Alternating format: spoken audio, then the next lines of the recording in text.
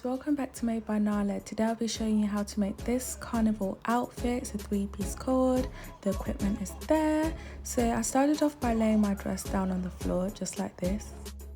Using my scissors, I just cut the sections that I wanted. So I cut a skirt part and I cut out a top part, and this is how it turned out. As you can see, the skirt bit is just down there and my top is on the other side.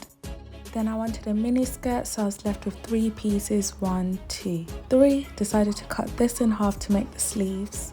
Then on my sewing machine, I just made the sleeves, and I did this by just literally sewing a diagonal line just down the piece of material, and I made sure just to stop halfway because I wanted it to be flared.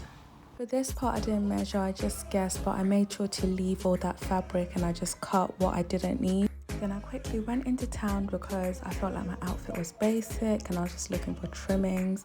Ultimate Craft has everything, but I ended up to settle with this gold diamante thing, and I loved it. And I decided to add this to the side just to give me that extra hourglass like figure, and I actually loved the way it was looking. I was torn in between doing just one side or doing 2, but I ended up doing both sides, and this is how it looked.